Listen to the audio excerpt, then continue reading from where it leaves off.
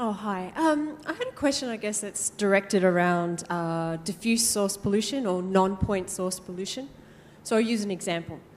We're seeing the Great Barrier Reef, and on the, all across the land of Queensland, there might be farming, beef farming, or industry, or cane farming, and each of them are contributing to a pollution of different types that's impacting on the barrier reef. In this situation, it's very difficult to actually determine how much of the problem is attributable to each of the individual players. How might we address this issue under a private properties approach? Well, I think I sort of touched upon this when I talked about it. You're going to sue each and every individual automobile owner because the problem is, one, there are so many of them, and two, each of them contributes such a minuscule amount of pollution that it's almost impossible to really sue them. So this is a problem, and the answer to that was privatize the highways.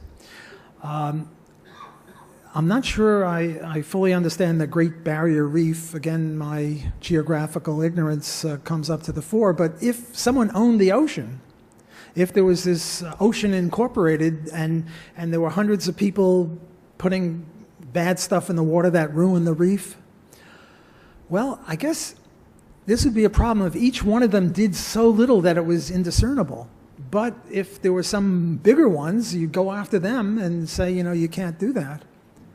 You go to court, and if the court upholds private property rights in oceans, which it's not bloody likely to do, but if it did, then you'd have some sort of a solution to the problem. A perfect solution, no, because this is an intractable problem. When millions of people do just a teensy-weensy little amount of harm, that's very, very difficult. But usually there are ways to amalgamate it. The way to do it with roads, with cars, is ownership of roads. I'm not sure how it would work in oceans, but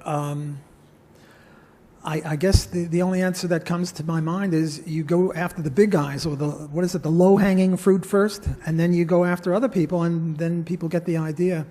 Or perhaps some of them become owners of the ocean, because they're right on the land, and the reason that they're polluting the ocean is because they don't own the ocean. But if they all together was a corporation of Ocean Incorporated, and that corporation would say, hey, look, we're defecating in our own pot or something like that, and we got to cut it out if we want to maximize the value of both the land and the water.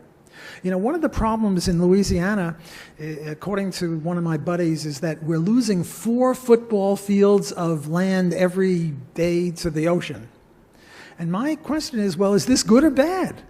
It depends upon the price of the water and the price of the land. But we have no price of the water because we don't have any market in the water. It's the same thing with the, what do you call it, those windmills that create electricity and kill birds? Well, is this good or bad? We don't have prices. We solve these problems every day in ordinary, should we have a shirt, or should we have yellow dye or blue dye or whatever? We solve these problems every day in the market, but we don't have a market in these environmental amenities. So the free market environmental answer is make a market in them and then let the market work. The market works everywhere else. Why wouldn't it work here?